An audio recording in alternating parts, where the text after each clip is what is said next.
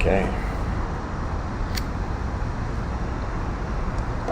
Hello, everyone. Welcome to tonight's episode.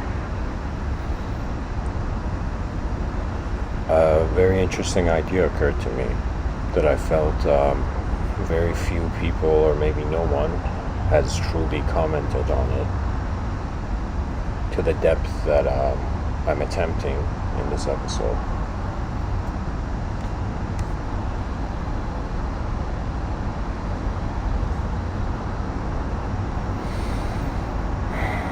I wanted to speak about post-collective global realizations.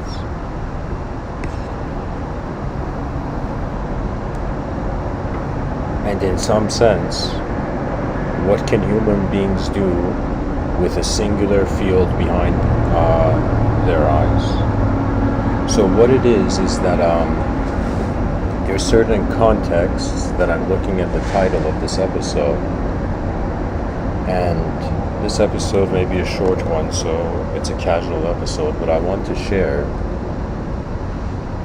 in some sense how I have, as a human being, so far in this lifetime, and I'm 1 in 8 billion, but at the same time we're 8 billion human beings on a rock in the middle of nowhere.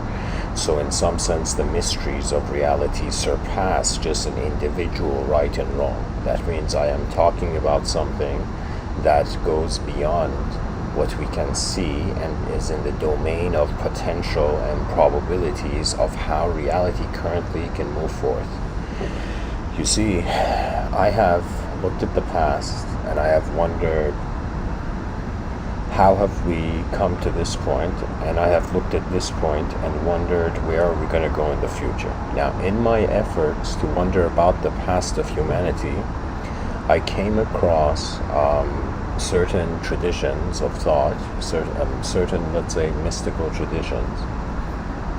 And in mysticism, there is an approach and there is a worldview that surpasses, I would say, both the religious narrative and surpasses also the secular narrative. And so, more than anything else, it requires establishment in the psyche of man, in the collective psyche. You see, if I was to tell you right now what the world is, we have access to sensory perception, first of all. So our eyes open and we notice our biological existence.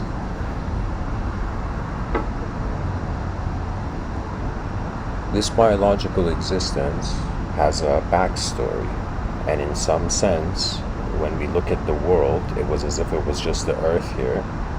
Then something separated from the earth, and then something began noticing it was separate from the earth. This is what we find, in regards to evolutionary biology.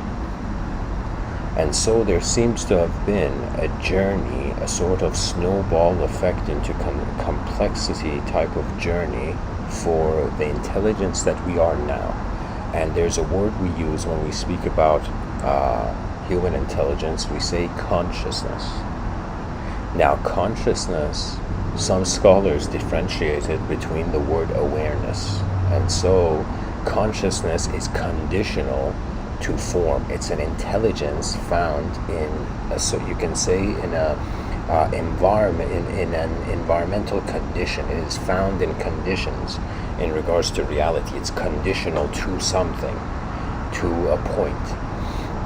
Now, when we talk about awareness, this idea can be unconditional. And so it's a suggestion of intelligence that is not bound to anything. Now, when I say mystical traditions in the past, they had a very unique worldview. What I'm trying to say is that there was a sort of collective unconscious of nature, a natural collective unconscious. So as if before human beings, just an event is happening. This whole life can be seen as a universal event. Now, this event that is happening, there was nobody there. There was nobody home, you can say. Then suddenly,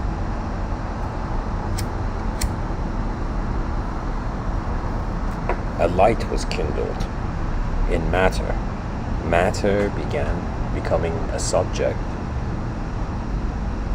But when I'm saying the natural collective unconscious, I am saying that it's as if, from the religious narrative, monotheistic traditions, where they perceive a singular, inconceivable God, where its will is happening everywhere, to the previous, if we go back, where it was as if nature was in some sense being God. Now, if you look at traditions, for example, Sufism and Gnosticism, they are, you can say, spiritual denominations, more metaphysically oriented denominations of the major religion of Christianity and the major religion of Islam. And in both of them, there was a sort of going towards union. Now, before these, the yogic mind, also the word yoga means union. And union of what? The individual activity with the cosmic activity.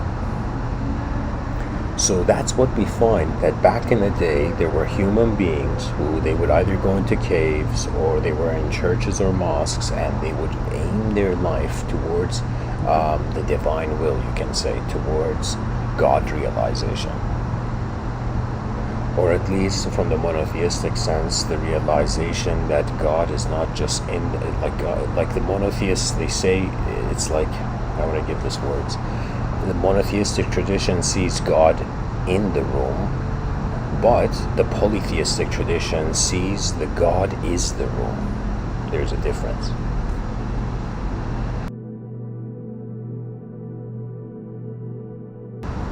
It's as if somebody creating a computer and we saying that the creator of the computer is the computer, is within the computer.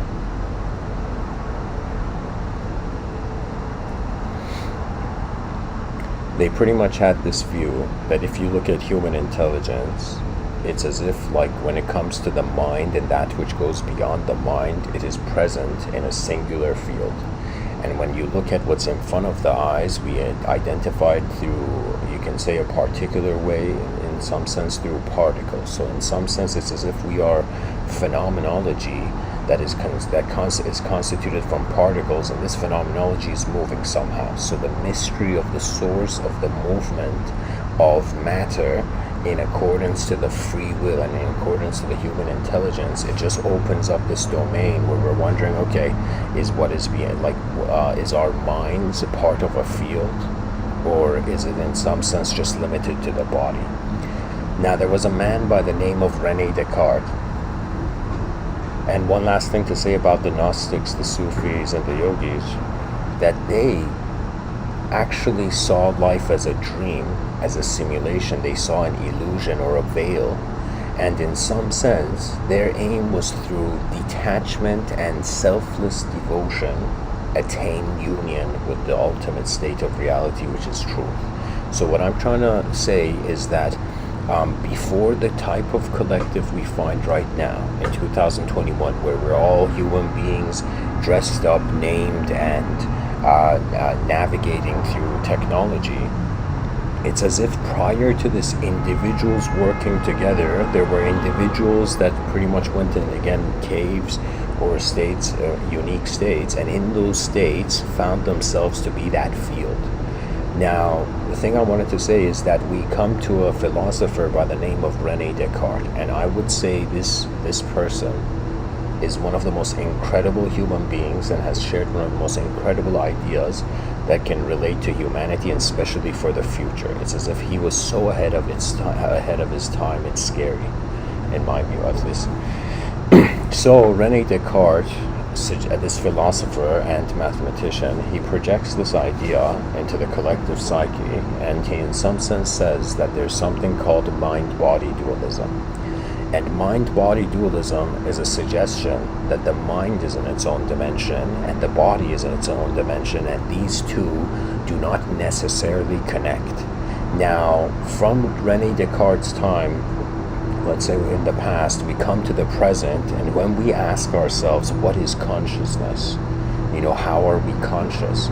Like, there has been, neuroscientists, neurophysiologists, who in some sense have wondered that when a child is born, that child, is it conscious? That means it doesn't have a personality. It has no clue about language, ideology, worldhood, structure, and information. It's just like a newborn child. Does that child have consciousness? Right? And so we are, in some sense, we're this intelligent event happening in the universe, we find, but the ancients, pretty much as I painted the picture, in some sense they felt that consciousness is not limited to its conditions. That means behind every personality, not the person. That means if, let's say, behind every person we say there's a personality, now it's as if the mystics and the yogis and all of that crowd perceived that behind the personality there was a singular truth. And this truth, because it surpassed conception and the sensory, it was inconceivable. It was not something that we could give it a concept. So René Descartes suggested the mind-body dualism. Now if we are to wonder about where consciousness comes from, one of the grand mysteries of human beings, that means we are in the, you can say, pioneering phase. We are still explorers when it comes to intelligence of that which is becoming mind, or that which is mind. You know? So currently you can say there are three, in modern society there's three branches or three approaches, or I like to see it more like a battlefield where there's like three armies that are in some sense approaching this question. And so one army, you can say, which is the scientific mind, in some sense has to have it conditional to matter, has to have it conditional to physical, empirical data, which it means is that it has to be able to touch it, see it, and be able to repeat the experiment.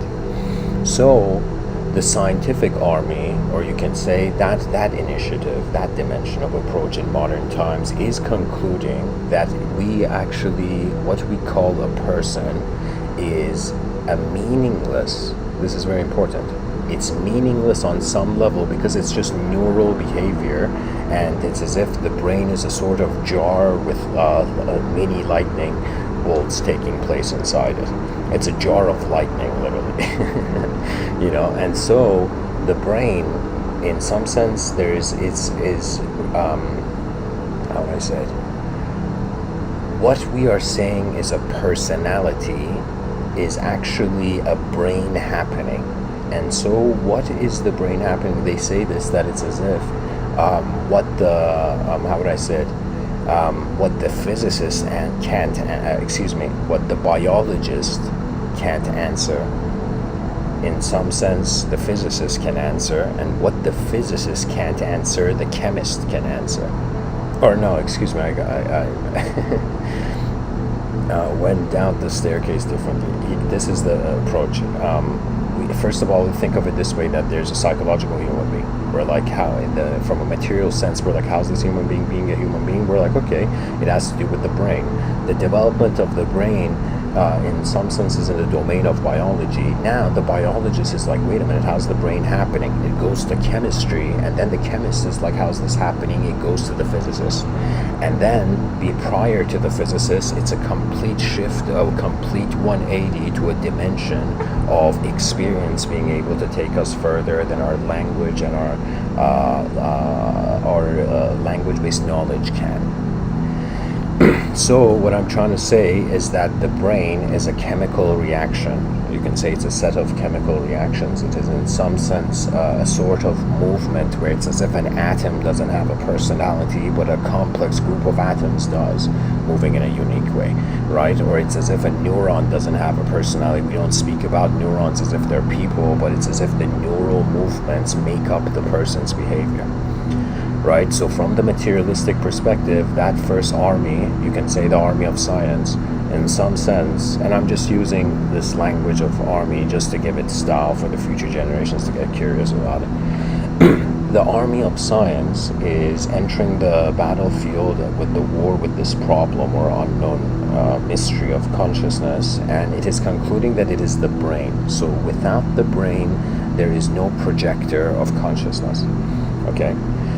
Now we have the second army. You can say this is the army of the philosophers. And the army of the philosophers, I would say a philosopher is a person who has noticed that language was in some sense overlaid, painted upon the world. That means we are creatures that make mouth noises. These mouth noises were attributed to symbolic meaning. Now this means on a linguistic level, everything can be argued till the end of time if there was enough energy in the human being. So there is a freedom that a philosopher gives that a religious person can't, because the religious person is attached to the narrative, and in some sense a freedom where the secular person can't give themselves, where in some sense they're attached to the materialism. So one side is attached to an immaterial story, the other side is attached to just a material existence, an immaterial experience and a material existence. So the philosopher finds itself to have the freedom of being one of the closest type of minds. You can say philosophers are artists in language. That's a way of saying it. Are artists of concepts. They are, that's a very good way of saying it, but at the same time, they are the countermeasures to both the secular. That means when let's say the scientific mind and the religious mind, they are fighting, the theological mind, the theologian and the scientists are fighting, the philosophers, like, I could see both perspectives, but I could also see more. So you see the philosophical angle, philosophers have such a huge role because everything has a philosophy, because philosophy is focusing on how a concept is found in a context. Okay, philosophers give themselves freedom of context, but the scientist and the religious person, they don't give themselves freedom of context. So that is the ability of a philosopher. And I will tell you, it is the strongest army of mankind. The strongest human beings on this planet are those who dare to see not just more in the outer realms, but also in the inner realms. They cared for both sides, as if, like, to be honest, philosophers are the middle brother, right? And back in the day, religion was the older brother, science was the younger brother. Now it has switched, and but philosophy is still the middle brother. You can see from both sides. Now we look at the scientific army. We started from looking at the scientific army, and the scientific army is looking at the material focus, prioritizing the matter over whatever. So the cause is through matter, and then the effect is something maybe immaterial, for example, imagination, subjectivity, or chemicals hallucinating, chemical reactions, hallucinating humanoid, right? Projecting an hollow humanoid. It's as if you look at someone you love and you're like, wait a minute, are they just neurons moving in a brain, or are they actually, is there something more there? Now, if you look at the theologian, theology, right? This is the third army, okay? Or we can even say, it's not that they all have equal value in some sense, even though philosophy sees more than the others. But let's say the theologian. The theologian is wondering about the relationship of consciousness with a divine source. Okay, so what that means is that we are in some sense the imagination or the mind of truth. That means imagine right now, like, close your eyes and imagine the world. It's as if how could a person in your imaginary world know you are imagining it, right? So it goes to that level of complexity where consciousness and free will are being brought to question, in the sense of, like, wait a minute, or do we have free will, or is it God that has free will and we're all the echo of that free will? Do you see? And so there is something fascinating in all three dimensions in regards to how they're approaching. To me, I actually find honor and appreciation for all three dimensions. Why? Because all three dimensions are caring to explore. That's it, right? Even the religious mentality, which is locked down in a belief, I shouldn't say belief system, but I would say in a system that must be believed to be that system, right? A belief-based, a belief-opened system.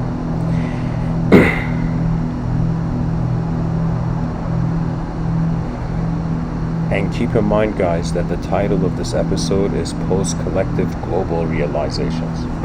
So I am still pre-collective. I'm trying to give a suggestion of how far humanity has come. So, these three departments or dimensions of human effort, or these efforts, the human effort in these three dimensions, it has come to different conclusions with different fruits and results. What does that mean? That means our association with the material will most likely make us into technological beings. Do you see? Our association with the religious will most likely make us watchers of a world passing us by, or make us in some sense transit out of individualism, individual free will. Now, the philosophical dimension is where I find the future is going. And let me tell you why. Because our relationship right now as creatures on this planet, on this rock in the middle of nowhere, it's multidimensional. And for materialism and immaterialism, they both have an absence of the multidimensional. The religious narrative has multidimensionality, but it is conditional to the story, to the narrative. Science also has multidimensionality, but it is conditional to the three dimensions of space and the fourth dimension of time being considered, and based on that, the dimensions are being fathomed to becoming more complex and complex. To a point where we can't even imagine. We need advanced computers to imagine, let's say, mathematical dimensions. Now, my interest comes in where, to be honest, I notice there's so many archetypes, so many ways a human being can identify with what is in the past, but I have simplified it that right now, whatever name, whatever idea, whatever concept I attempt to masquerade in some sense, ultimately there's an energy in one instant, and this energy is double-sided, that double-edged energy where one edge of it, it's just being, energy cannot be created or destroyed. The other edge of it is in some sense changing and transforming. It's as if we cannot measure the instantaneous, we cannot give the instantaneous a story. We need more than one moment, right? So my perception is that in this instant, this universe is happening with an intelligence. Science acknowledges intelligence, but it doesn't personify it. Religion acknowledges universal intelligence, but it personifies it. And the philosophers are like, let me think about it a bit more. So, my view, as this is a podcast originated by my attention, is that first of all, there is this intelligence. I interpret it as communication. So to me, when I say there's a world happening here, I feel there is a world being communicated, not just through the voice of man. There's like as if existence is a communication. Now, to me, this intelligent happening, for me, I was thinking of, okay, let's take the analogy that intelligence is a sort of communication, so that means right now as an intelligent being, I'm a communicator. Now I thought about what would be the most advanced expression of an individual. Let's say there was a human being and he drew the most sophisticated art, and then this artist was like, what is the most advanced thing I could do? What is the most artistic thing one can do? And there's a poet by the name of Rumi that gives us a clue. And he says, don't just read poetry, be living poetry. He says, be living poetry. What that means is, what is more advanced than somebody creating an artwork is that they become the artwork, or they are artwork in every moment. So this is very crucial. Based on this mentality, I was like, okay, there's so many costumes of ideological position for personality, and I was like, okay, I'm a communicator, and I'm in a universe, and so I termed the advanced communicator. The advanced communicator is the most advanced communication of the universal sector. That means if you really look at it, we have done something no other species has done here. So we are literally the most advanced communication as far as we can see, right? We don't know if there's extraterrestrials, AI, super intelligent computers haven't arrived yet. So far we are the most advanced intelligent activity here. So as an advanced communicator, I was thinking, all right, so in the future, human beings are right now swimming through language, the linguistic simulation.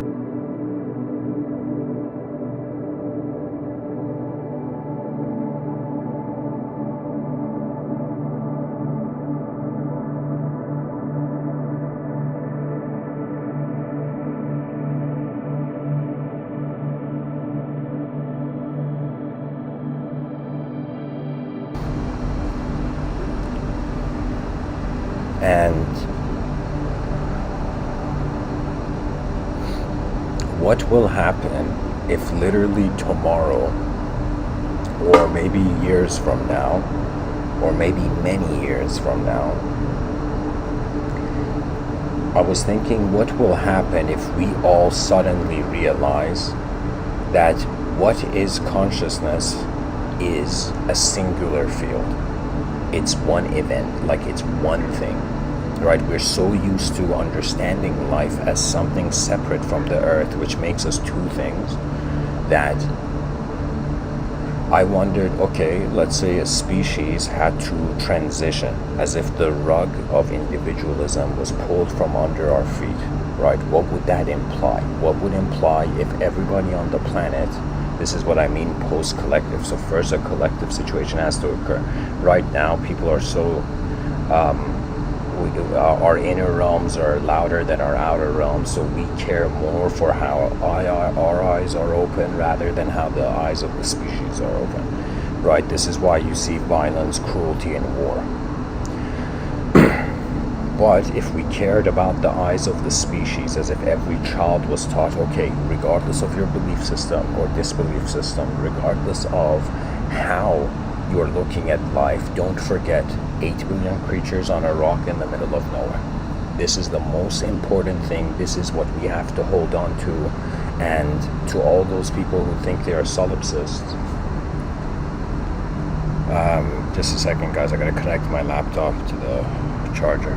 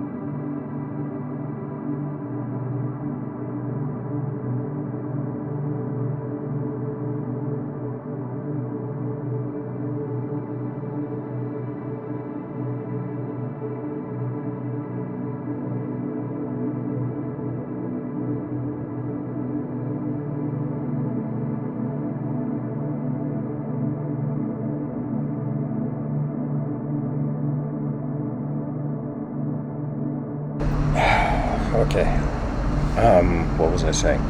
The solipsist, to all solipsists, it's as if regardless of how much you think your eyes are the only container of the world, there's more. So what this means is, from the era of solipsistic prioritization of truth, where every person's like, all right, my eyes are holding truth, yours isn't, let's fight over it. Or I'll prove you wrong. It's as if from the proving right, proving wrong phase, we move beyond that. Now, the picture that I see is that, okay, if human beings suddenly realize that behind our eyes and behind our personalities it's a singular field, we have to incorporate that in culture.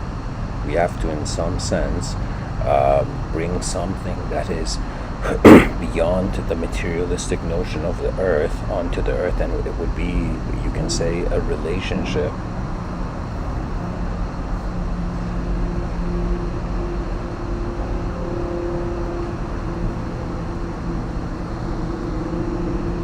with the invisible.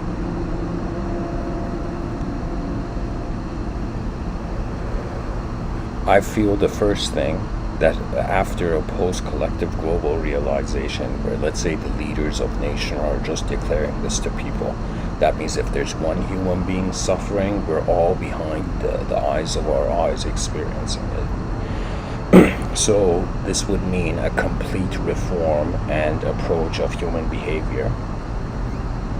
It would mean that the world has split into two dimensions, and in one dimension there is birth and death. In another dimension there never was birth and death.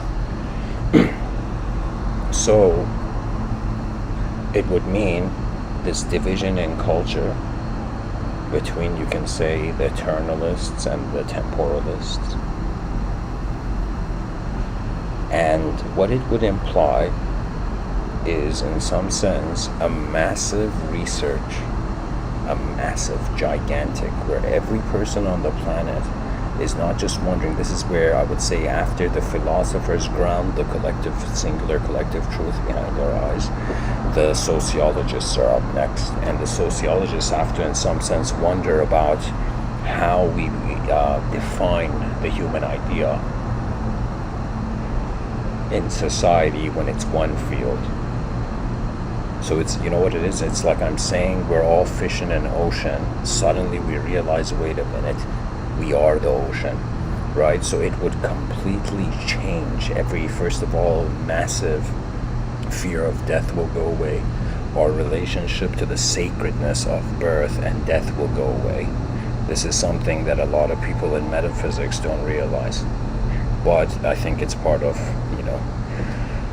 it's part of the staircase our species requires to climb.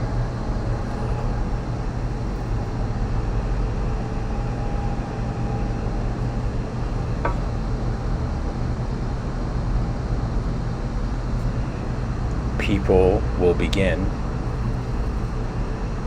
feeling connectivity in their imaginations.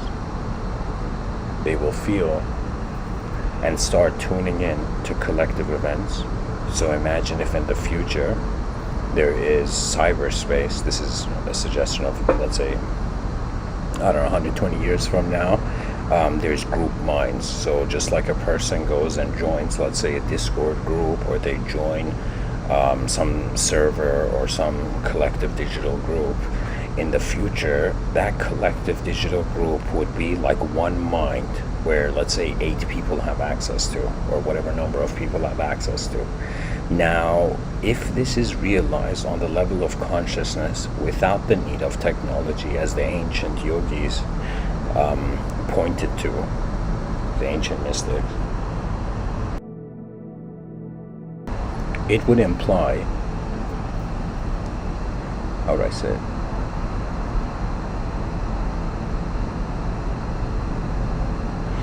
It's as if naturally there is collective minds.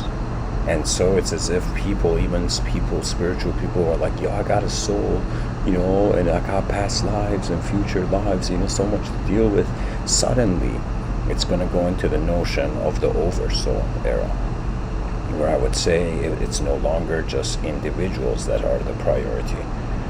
So it would be such a strange becoming process of the species, where we may see that what we think is one person's personality is actually one field of being that is expressing through multiple individuals.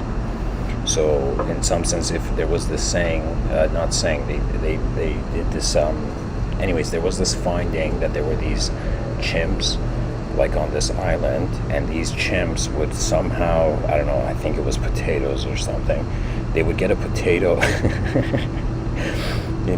and some sort of fruit or vegetable or something, and it was covered in dirt, and so many of them were used to just eating it with dirt on it, but one chimp takes it by the water and washes it.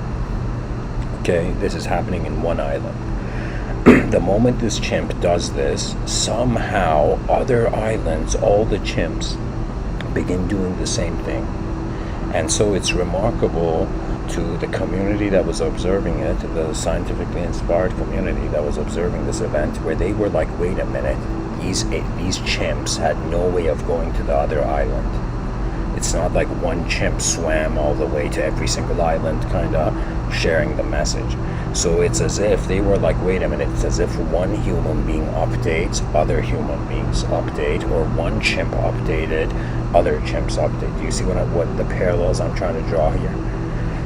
So if this is the case, it would mean, in some sense, that there are events happening that surpass personality. So it will, for the first time, shift the perspective towards collective karma, and it would have such a deeper meaning, because when you look at a child that is born, it is part of collective karma. In some sense, it is part of the karma of its parents, and the parents are part of the karma of society.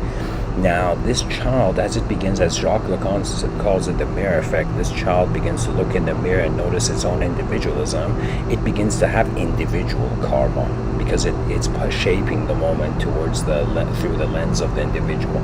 Now, the mystics and the yogis and the Buddhists, they were like, yo, we gotta go beyond karma. That means we start off in unconscious collective karma. They call that samsara in Buddhism. And then there's the individual who becomes awakened from this, right? So there's the individual karma, and then the individual karma is surpassed. And that's known as, in some sense, moksha, nirvana. Nirvana, I was recently told, it means release. So in some sense, it's as if a release from collective unconscious conditions and individual conscious conditions towards, I would say, let's say, collective conscious circumstances. So, if this takes place, imagine walking in the street, and for the first time, we're not seeing people anymore. We are seeing fields of intelligence, and when one person behaves, in some sense, that behavior is not just limited to them only. So it would completely restructure how we are identifying as individuals in reality. We will probably have an acknowledgement that the body is, like all human bodies, are part of like a physical dimension, and all activities of the mind are part of the non-physical dimension. I call this the outer realm and the inner realm. Now, in the inner realms, the justification of the outer realms can be different. So it's as if when you look at a person, it's not like they're just being one idea, it's as if they're being probabilities of potential reality.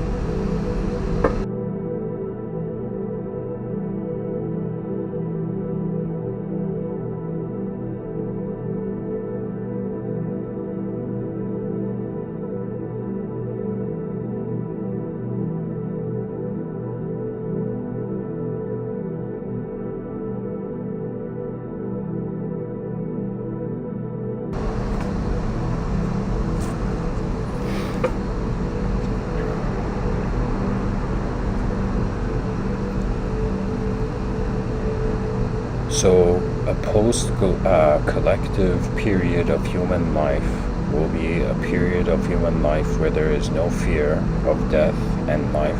When somebody dies, it's as if they left the room, and so it's as if there's a dimension to humanity that doesn't die.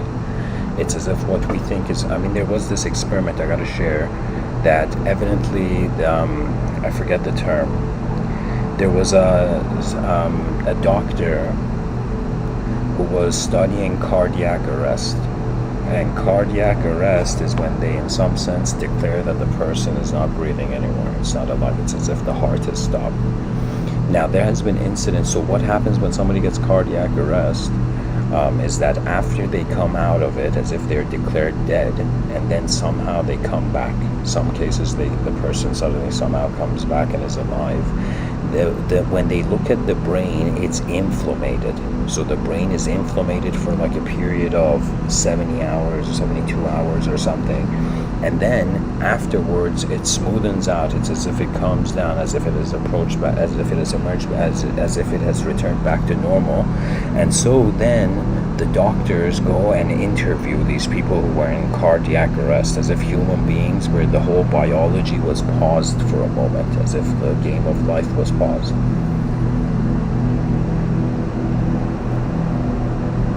Now, they went and asked some of these people who experienced cardiac arrest and whatnot, cardiac problems with their heart, and they asked them, hey, what was your experience? And the person was like, even though the person's heart was not beating, there's multiple accounts of people who were there. They knew how the people in the room were dressed, how the doctors were. They were declared as if they aren't alive, but they somehow had a recording, a reception of what was going on. It was as if even though their body was turned off, their mind wasn't, or some intelligence behind the eyes wasn't.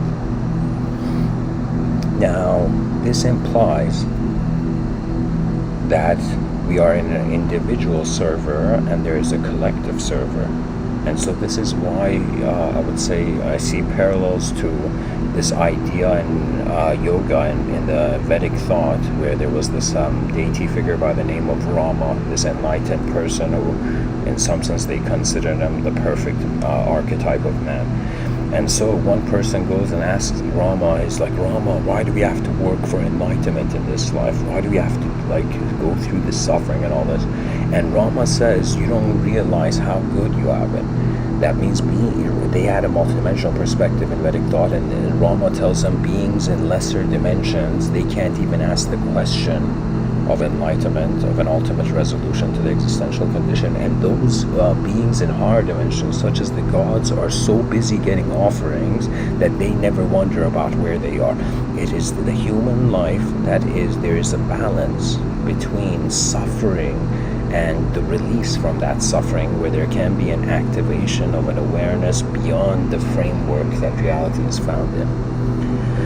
So if you take in this idea, it's as if the human life has access that higher dimensions hypothetically and lower dimensions hypothetically don't in Vedic thought. In an abstract way they don't. So this means, in some sense, that regardless of what happens, because energy cannot be created or destroyed, and if there is one singular field behind all of our eyes, that one singular field is most likely made of energy, right? It's some sort of being, Now that field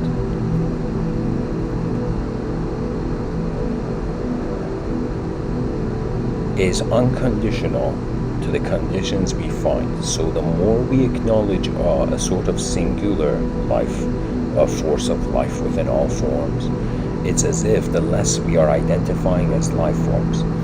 Now, to have a relationship with these three dimensions have to shift in culture. So what does this mean? That means the scientific army, let's say they acknowledge it.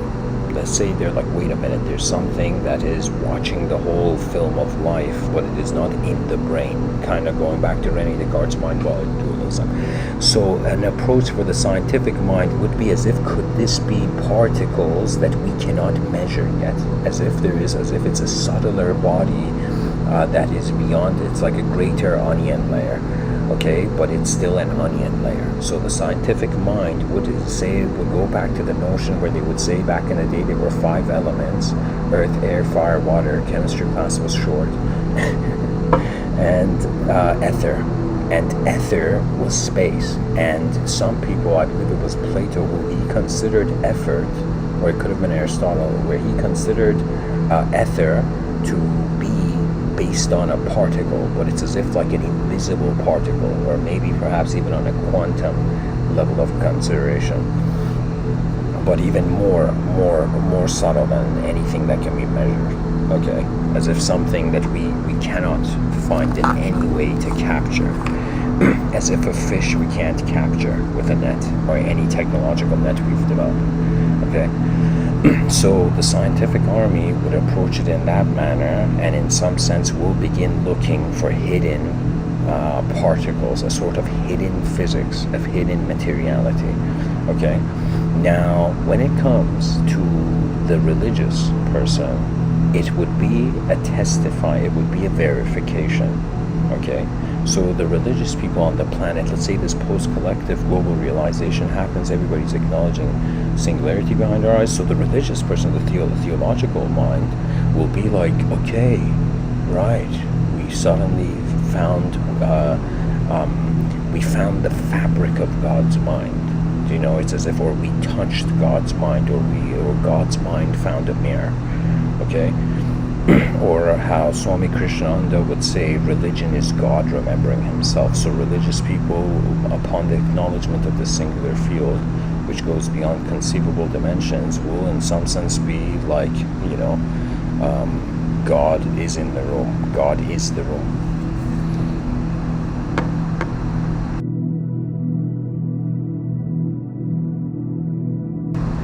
And now we come to the philosophical mind. This is where there is something incredible happening. The desire of the approach towards truth from the scientific mind is to know it. Okay, the scientist wants to know what's going on. Okay, the religious person already knows it in the religious narrative, but wants to also know it, wants it also to be clarified. It is only in the philosophical mind, I would say, where there is space for the unknown. So as if there was, in some sense, imagine there was being, what was it? There was this story where there was this kid, okay, and this thug comes and gives this kid money, okay. Oh, I'm sorry, what am I saying? It's a story from Jay Leno, okay. In Jay Leno's youth, evidently, I don't know what show he was on, he was talking about this, but he was a stand-up comedian, and he goes at this he's doing stand-up in this comedy club back in the day, and there is somebody who seems to be kind of like a dangerous person, like a organized criminal or something, that comes up to him and says, hey kid, you're pretty funny, and he gives the kid money. Okay, he gives Jay Leno, he offers money to Jay Leno, and Jay Leno says, no thank you, and he constantly says no, because he knows that once you accept something, then you owe someone something, right?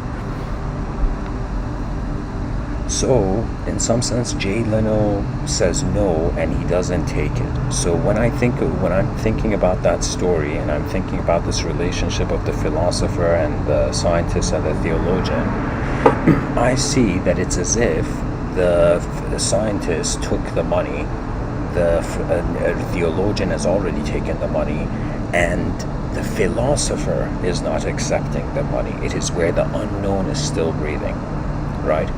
So it's as if it would surpass the whole notion of singularity and duality. Because if you look at people, we are found in a dualistic situation. Language is a dualistic technology.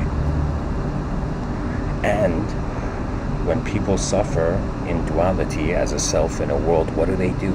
Through oneness, they become the world, or through nothingness, there was never a self, you know?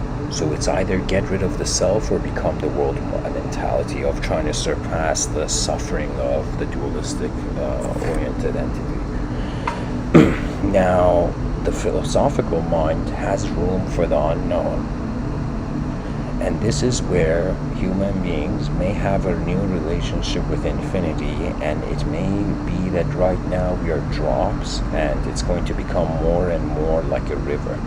So think of it this way, the more human beings realize there's one field behind our eyes, suddenly a lot of animals we stop killing them. Do you see? And so it becomes more of a suggestion of a pantheistic reality.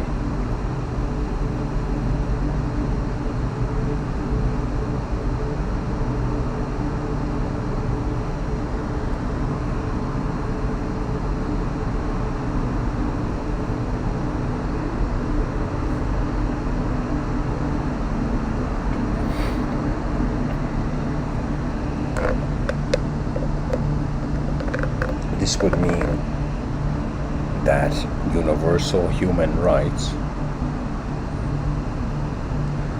returned to universal eventhood. It means for the first time, people were never people. And so what image we give it, what this is going to imply for the individual. I have wondered, what it is? It's as if like our bodies are the fish, our minds are the ocean. And so the fish needs to be found in consciousness to in some sense exist. The body needs to be found in consciousness. They're codependent. They arise together. That means when you wonder about what is real, even though we see that the brain is projecting the sort of consciousness, but at the same time, when we have consciousness, it is real. Right now, I'm a conscious being giving this talk. I'm not like a rock on a mountain giving this talk. Do you see? There is something here, right? And it's moving. And it is clothed in all the conditions that the brain accepts. Like right now, my name, my history, my personality, all of these are like clothing for an invisible, or I should say an unconditional or attributeless viewer. So upon the acknowledgement of the attributeless viewer, something remarkable also may happen where human affiliations with the body change. So suddenly massive drops in, let's say, perversion, massive shifts in, you are that kind of person, that person's that kind of person. It just all becomes as if what is the collective field doing today, or what waves are emerging in the mind of the species in this field of activity.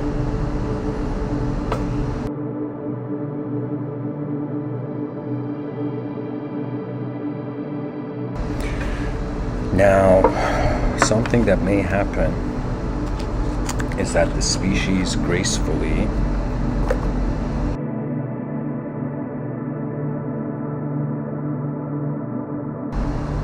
steps beyond the human framework. The other polarity could be also massive, I don't want to say psychosis, but I would say it's as if you are everything, then what's the point of individual living, right? So that would be a challenge of a post-collective global realization, where if we're all one intelligence, what do we do with our dualism?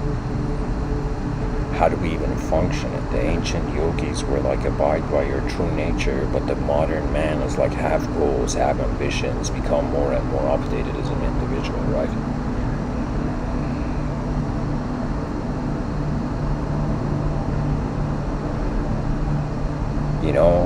So right now I'm thinking that, let's say we realize where there's this post-collective global realization through a time span of, let's say, 100 years. We've realized this. We've realized we are all an oceanic intelligence. Now, what's going to happen is it could be where the first layer of the onion, the onion layer that's, let's say, at the center, that realizes there's the secondary onion. It could be that onion doesn't have to change, and the collective field is something that we access. So it could be that there was this whole time, there was an additional room, but we were all staying in one room. There was a room inside a room, and we were staying in the room inside the room, rather than acknowledging that there were greater ways that we could move. Because I wonder about this often, guys, when I give these talks.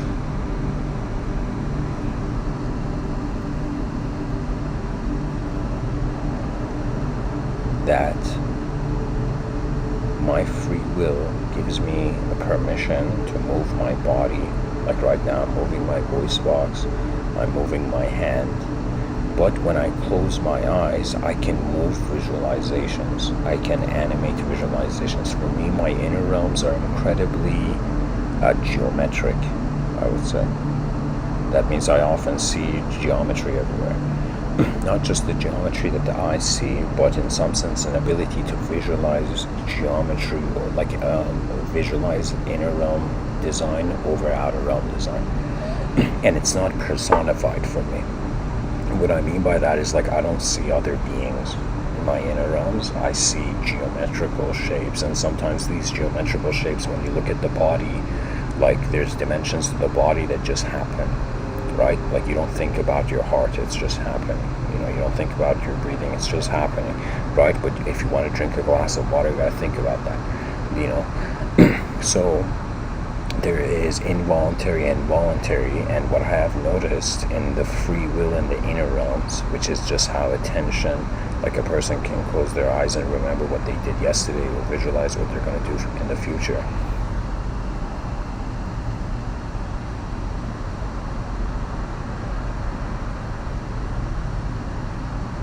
In the inner realms, there is involuntary movement, where it's as if the person is not thinking. It's like thoughts are just coming and going. It's like a sort of, they call it stream of consciousness, or you can think of it as a film.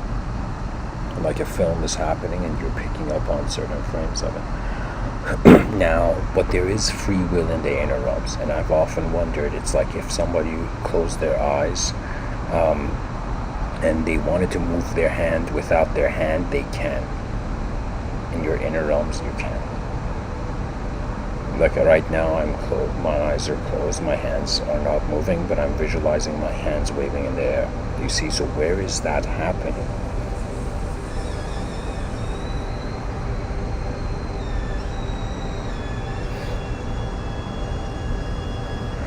Oh my God, the sprinklers are on.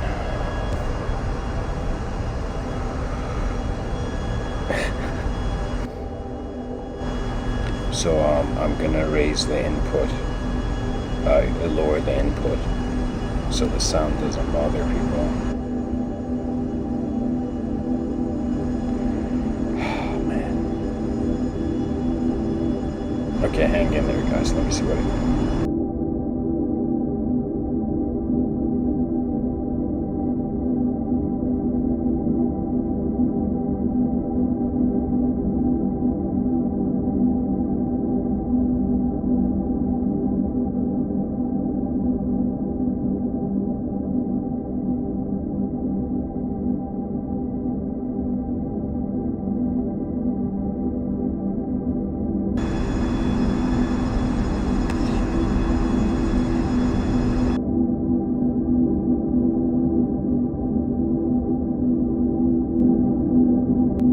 Inner realm attributeless, where it's as if the person,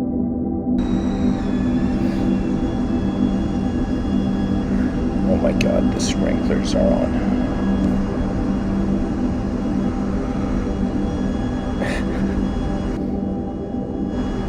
So I'm gonna raise the input, lower the input, so the sound doesn't bother people.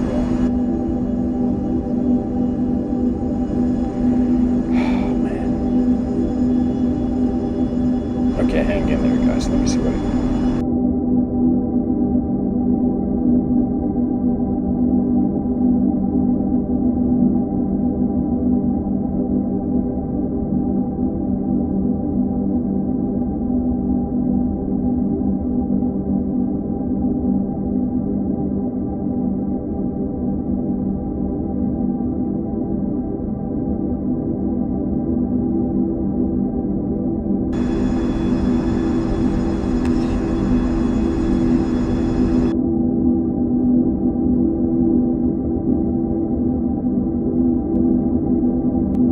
Inner realm attributeless, where it's as if the person,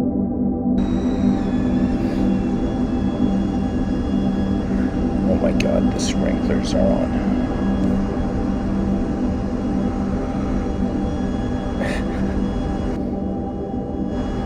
So I'm gonna raise the input, lower the input, so the sound doesn't bother people.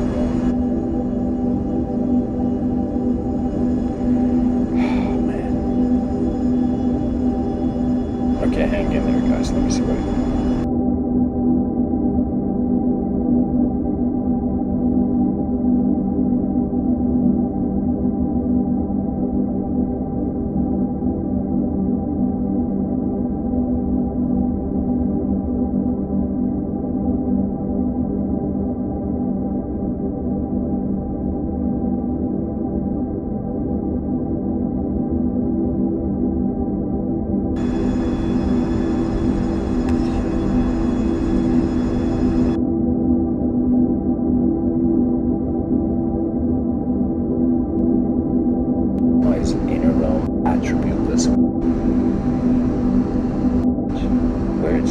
person.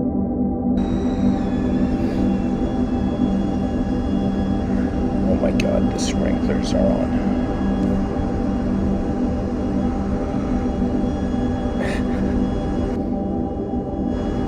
So I'm gonna raise the input, lower the input, so the sound doesn't bother people.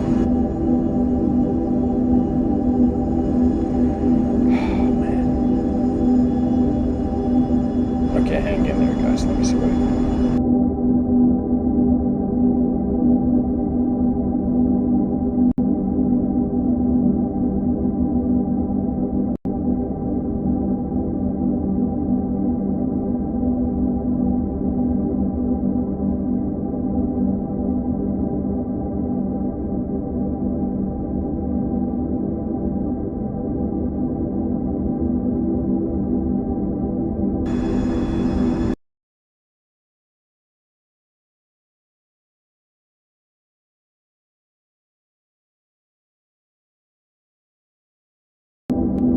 Inner realm attributeless, where it's as if the person.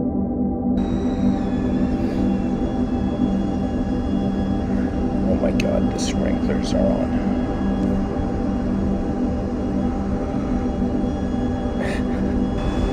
Okay, so I'm gonna raise the input. Jesus. Okay, guys. Sorry about that. There was a bit of a mix-up here. So I changed my microphones. I hope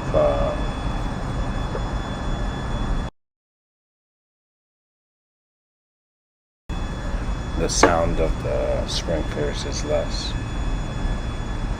But I'm still going to attempt this episode. If the sound bothers you, I'll understand if you want to move to another video. But anyways, the ideas are there in my inner realm, so I'm going to share them. So this notion of post-collective truth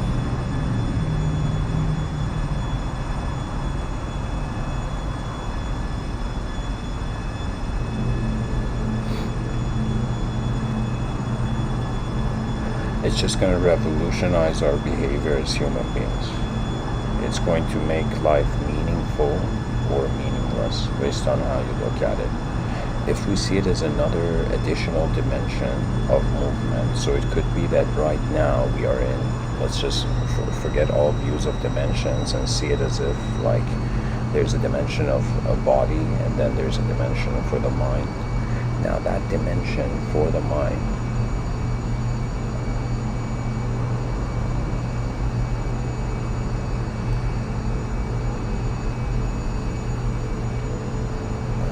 could be a state where we're already moving in and we're already experiencing it. There's this view where it's as if man, let's say when somebody sleeps and they have a dream, it's not that they have a dream, it's as if that dream state is always there, but when you wake up in the day, your attention prioritizes itself in the body's view.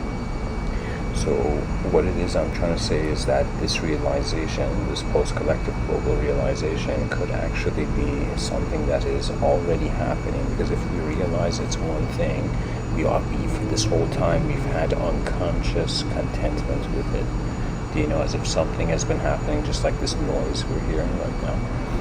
It's as if like if you just tune into this episode right now, this noise is there in the background, right? So you may think it's like, okay, this is the sound of the episode, but then if the noise suddenly turns off, or you think of it like in a way where it's just this whole time we have been living as minds, living in our minds, in the inner realms, and we've been conditionally coming in and out of the body in regards to, think of it as if we're logging into the body when we wake up, and when we go into deep sleep we're logging out of the body, but the person behind the computer screen, for example, if it was a video game character, is like there, like that intelligence doesn't go anywhere.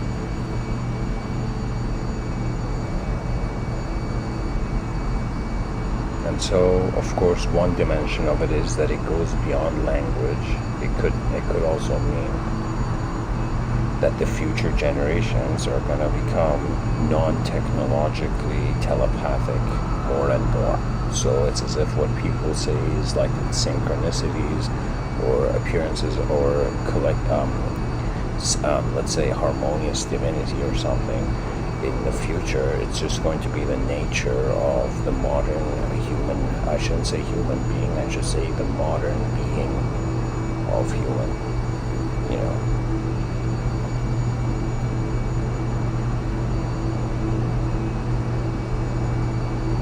It could also open the mind's eyes. Some traditions call this the third eye. I just consider that the third eye is the mind. That means when you close both of your eyes, what is still seeing something? And it's like anybody who sees and closes their eyes and can imagine something, it's like with what eyes, you know, that imagination being seen when the eyes are closed, right? So if you consider that the third eye, so it's as if there are eyes beyond duality. So the awakening of 8 billion individuals to a third eye, which is the same. It's as if this is something maybe people haven't thought of, but it could be that everybody's third eye is one eye. You know, it could be. I'm saying this is a possibility. Now, if it is, it means nobody is lacking. So think of it this way: if 8 billion human beings, one from one side of the coin, 8 billion individuals in one world, but imagine there is like one individual in 8 billion worlds. And so I'm saying that if in the future it gets to that point, completely restructuring of society, that means we wouldn't be able to just be individuals. It wouldn't be enough. It's as if we've seen more. We've noticed more about intelligence.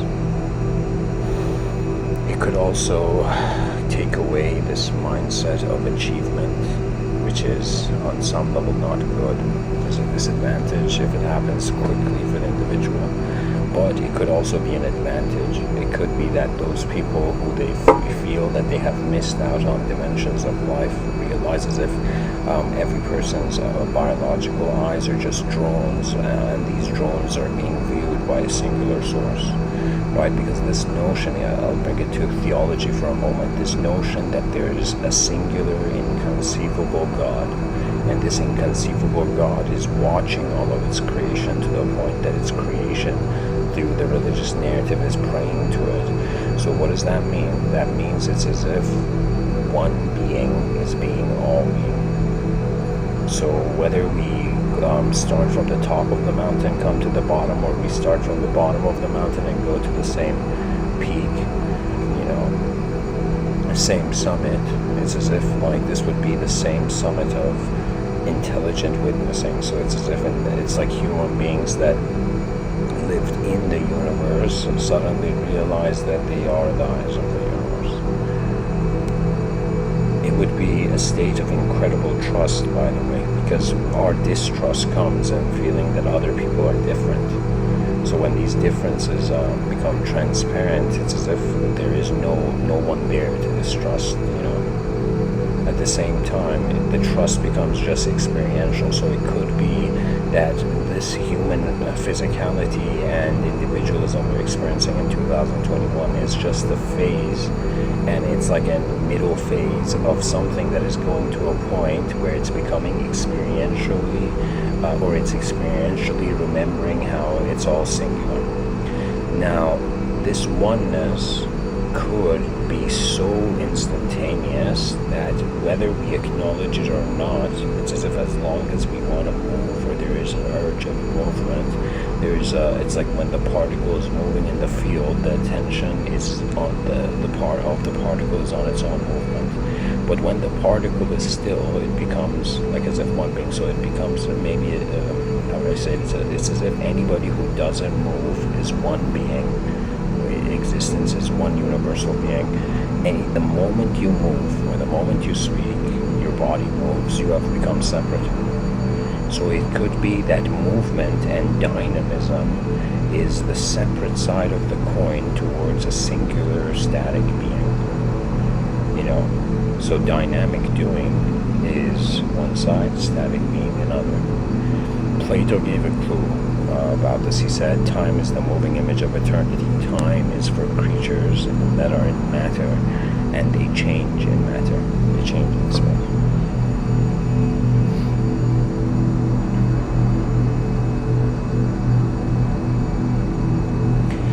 For anybody who's alive now, the future of the human concept, there's another episode which I'm going to dedicate to this. But for now, what I would say,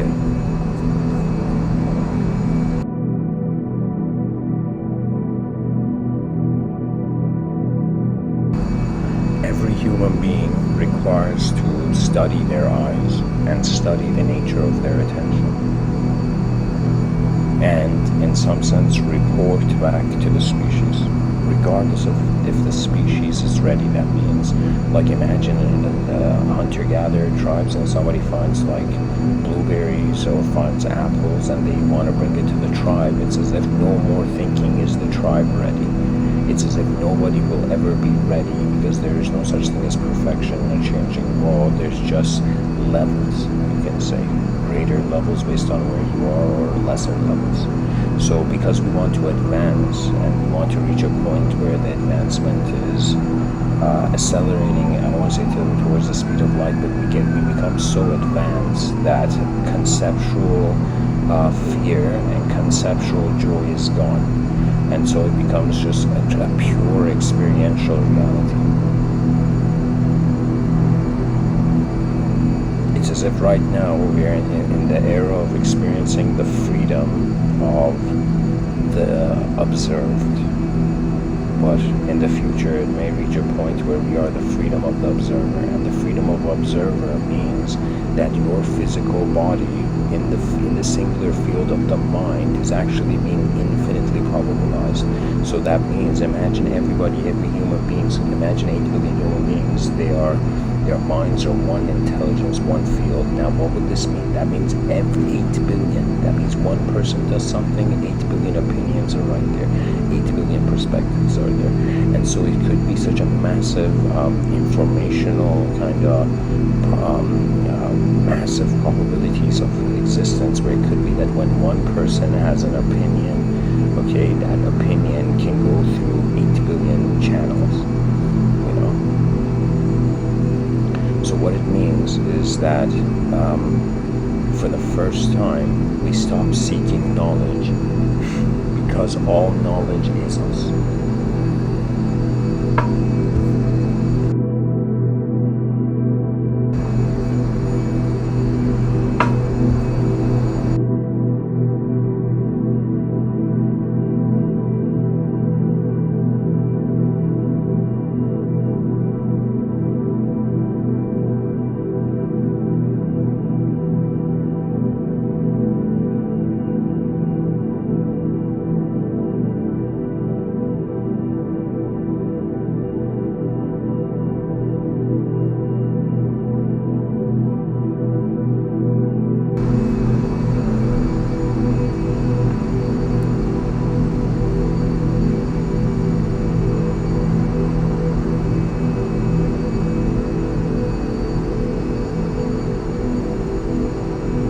Go into a dysfunctional structuralism of society.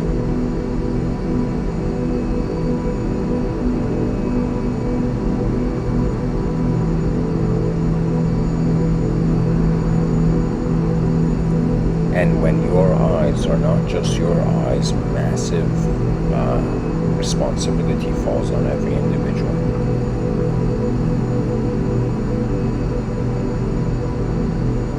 As if that's how we discover the living earth. It is all of us at once. The earth is alive because we are. The moment surpasses conditional frameworks of temporary acceptance. It would be the end of the temporary potential. And it could be such a huge implication that everybody who has died, their minds are still alive. That means that there's moments where I give talks that they're not recorded, and I'm like, oh my god, you know. But then, you know, from this perspective, it's as if there is, where else does it have to go? I mean, what other space is there for information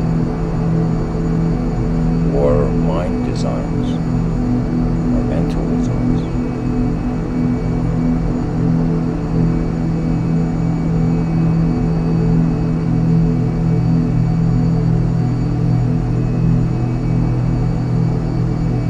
From the thinking of the thinking and from the mentality of the tall men, we find ourselves in a moment where all eyes extend from. Divinity becomes not a story-based thing, it becomes the living now, it becomes experience. So right now, if there is a possibility of a singularity behind our eyes, a singular field of intelligence, it means I am talking to myself right now. When all based on there's like 6 viewers, it's as if, even though you guys are hearing it, but it's like I'm talking. It's as if one being communicating through different parts of itself to itself. You know, so we would move more and more from thinking that the whole universe is an organism to realizing that in the intelligence of the universe is an organized mind, but it is not a mind that the persona can access.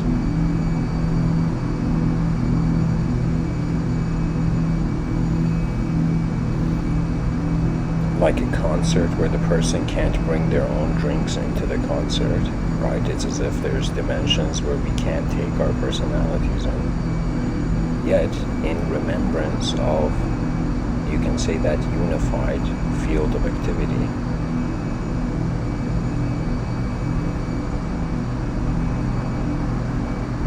it's as if our real lives can be waiting beyond the temporary. It's as if this isn't the main room of life. This is a secondary room. And language is a room we created inside this secondary room, so it's like a third room. So if somebody's identifying with linguistic truth, you gotta come back to the physical simplicity of the experiencer, and then from the physicality of the experiencer, you realize your eyes are where they have always been. And of course, by me introducing this notion of post-collective global realization, it is really a calling to all advanced communicators and philosophers on this planet to begin wondering what life would look like if we were not all the same, but in some sense we were all in this, it was one being, okay?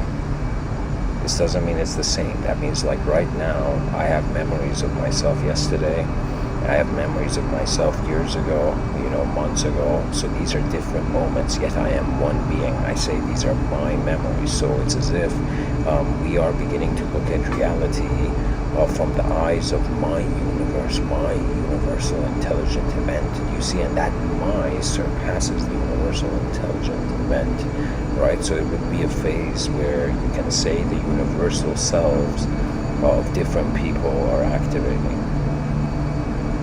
So it's like we're getting closer and closer towards the universal entity, where it's as if there's an entitlement of free will to the whole universe. So it could be that when you look at the climate of an environment, that climate is the will of the environment. So we will suddenly be able to control whether or not through the means of technology, but through the recognition that it is an extension of the physical effect of our non-physical causal being. Because I honestly wonder, guys, the biggest question I would say in this life that in all the armies are wondering about is, where is energy? Because energy is being matter, and then matter is being considered the location, but where is energy? right? And so that means it's as if we have noticed something that is intelligence, but it can't have a location. Do you see?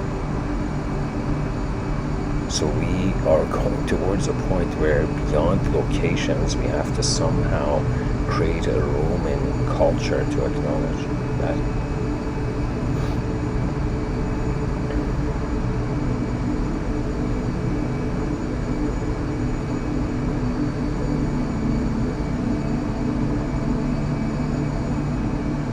And think of it this way.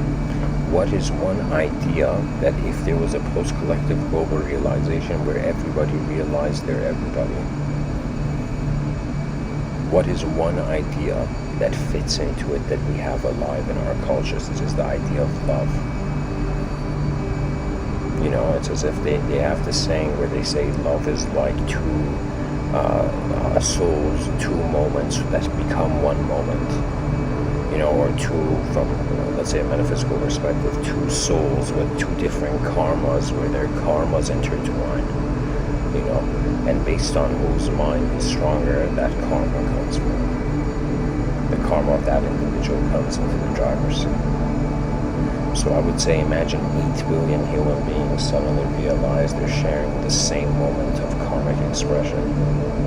It's as if the karma of the individual is the karma of the neighborhood, the karma of the neighborhood is the karma of the nation, the karma of the nation is the karma of the planet, the karma of the planet is the karma of the universe, and beyond the karma of the universe, it is a free will that surpasses universal definitions.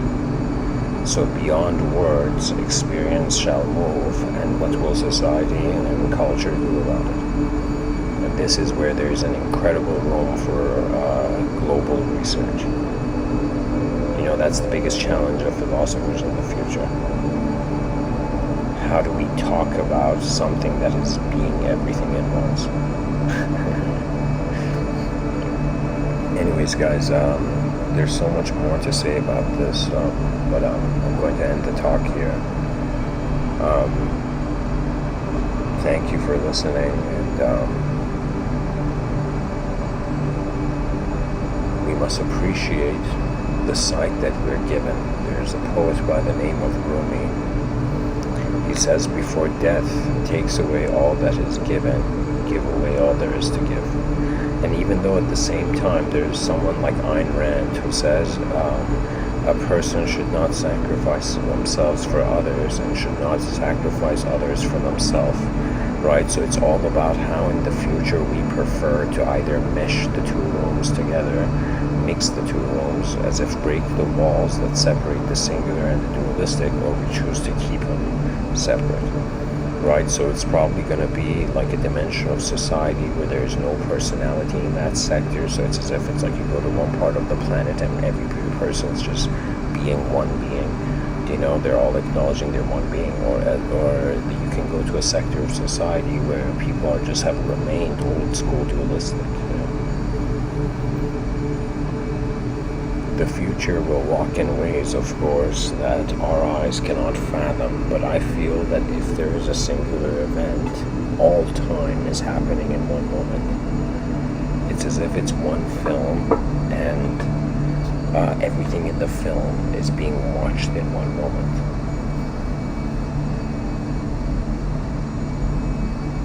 That's a really good question. I think, where is the world being watched? And behind our eyes, how can location be a residence? As it's like there is no place for the attention that is in a place, you know. That I shouldn't say in a place, that is projecting a place. So this means that the word mind is going to become outdated, and intelligence is going to become again return to an ultimate question mark, which will in turn inspire endless exploration. You know, it's as if the species should not be convinced too soon. At the same time, it shouldn't even be convinced in a changing world. Convinced of what? You know, these are all probabilities of intelligence. If the world was a photograph, we could fight over it, but because it's like a film, it's like, what can you do? there's so many unborn people that will end up arriving in this world, and they're having a sort of cause and effect relationship in existence. There's so many ways that eyes are going to open here. And so the aim is not nullification of potential, but it is in some sense advancing that which can advance. And I'll end the talk here. Thank you for listening. Much blessings and namaste. And if we fear the future, we cannot enter it. Beyond fear, it's our understanding that lights the way. Namaste.